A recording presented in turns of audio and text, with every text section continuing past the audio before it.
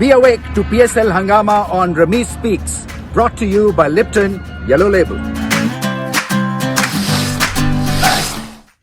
बहुत बड़ी फतह है ये कराची किंग्स की, इसलिए कि कलंदर्स को कई लेवल्स के ऊपर हराना था और लड़ना था. ट्रेडिशनल राइवलरी, फिर उसके बाद ईगो इश्यूज, इन सबको पसे पर्दा डालना था. फिर बेन डंक की वो 99 नॉट आउट की इनिंग्स, हिस्टोरिक रन चेस, वो ऐसी इनिंग्स थी कि आपके सिस्टम को वो शॉक में डाल सकती थी. उससे सीखना था और दोबारा खड़े होना था.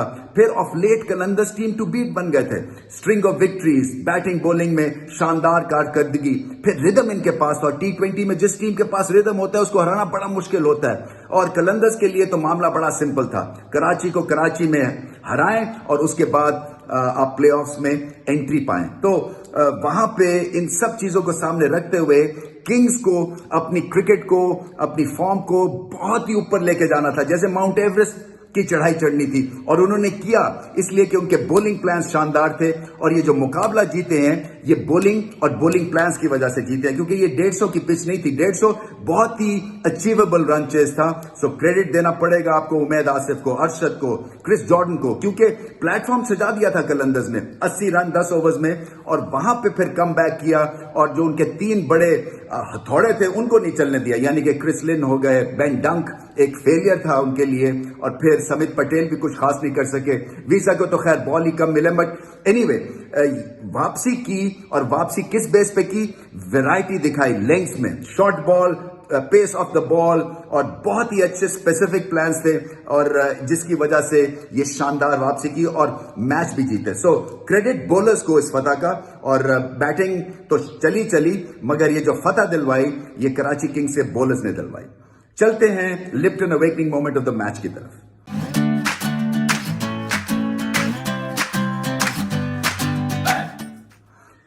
क्लियरली बेन डंक की विकेट, इसलिए कि उस मौके पे रन्स चाहिए थे और तेजी से रन्स चाहिए थे, और रिदम जा रहा था, प्लेटफॉर्म सज गया था. बेन डंक अगर कहीं चल जाते, उनको कहीं 20-25 बॉल मिल जाते, तो ये मुकाबला जो था ये हाथ से वो खींच के ले जाते, क्योंकि हमें पता है कि वन मैन डेमोलिशन आर्मी है. सो उनका फेलियर जो है वो कराची किंग्स के लिए बहुत ही इंपॉर्टेंट था.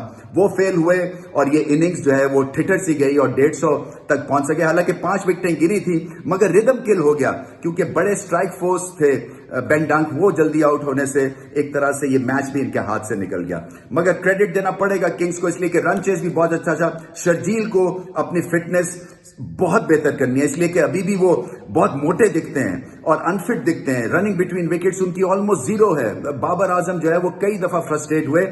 इनको ये समझना है कि इनके पास जो चौके छिक्के हैं वो हर दफा नहीं लगेंगे, और इनकी बैटिंग को रिदम की जरूरत है जो कि सिंगल से मिलेगी. सो अपनी फिटनेस पे इनको बहुत काम करना है. बाबर आजम ने एक दफा फिर बताया कि किस पाए के वो बल्लेबाज बन चुके हैं.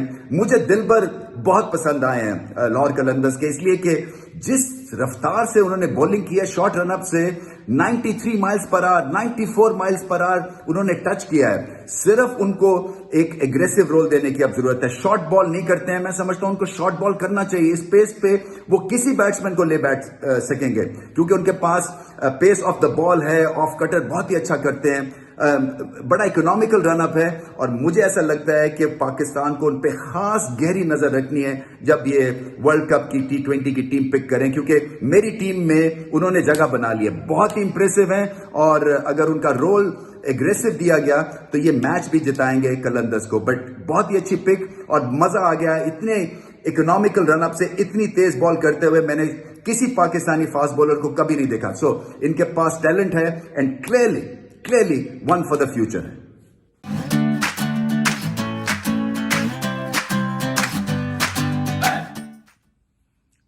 वजी खान का सवाल है और कलंदर्स के बारे में है कि एक दिन इनकी परफॉर्मेंस आसमान को छूती है और अगले दिन जमीन बोस हो जाते हैं. सो वजह क्या है? इस पिच के ऊपर कराची किंग्स ने बहुत ही आला बॉलिंग परफॉर्मेंस दिखाई, और उसी पिच पे 150 स्कोर करवा देती है कलंदर्स की बॉलिंग, और एक विकेट भी नहीं लेती.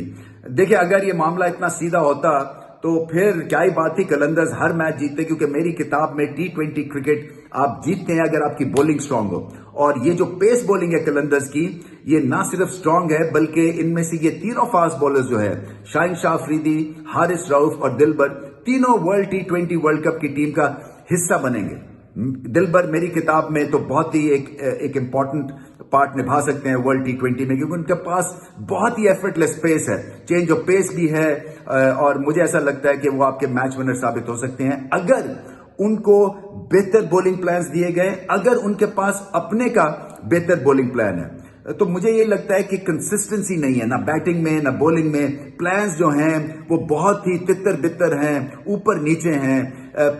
मैं इसीलिए समझता हूं कि थिंक टैंक को बहुत काम करने की जरूरत है, क्योंकि आजकल जो क्रिकेट है ये एनालिसिस बेस्ड हो गई है। आपको एक ऑपोजिशन को सामने रख के, पिच कंडीशंस को सामने रख के, अपने प्लेयर्स की फॉर्म को सामने रख के, और फिर आपको प्लान्स बनाने हैं। और ये प्लान्स आसान नहीं होते, आपको बहुत काम करने की जरूरत है, दिमाग खर्च होता है, क्रिकेट की अवेयरनेस चाहिए होती है थिंक टैंक को भी और प्लेयर्स को भी। और इसी वजह से मैं समझता हूं कि कहीं ना कहीं गलती हो रही है, बेरब्त सी परफॉर्मेंस दिखती है, जिसका कोई सर पैर सडल नहीं होता। मेरे ख्याल से इंस्टिंक्टिव प्ले पे ज्यादा ये बिलीव करते हैं, प्लान्स जो हैं इतने स्ट्रांग हैं नहीं। और जब तक कि आपके प्लान स्ट्रांग नहीं होंगे और अगर आपके एग्जीक्यूशन ठीक नहीं होगी तो आपको मार पड़ती रहेगी। अनफॉर्चुनेटली कलंदर्स के साथ ऑफ लेट यही हाल हो रहा है। बारकैफ पोटेंशियल है और मैं समझता हूं कि इनकी बॉलिंग जब चलेगी तो ये हैरान कुन परफॉर्मेंस दिखाएंगे।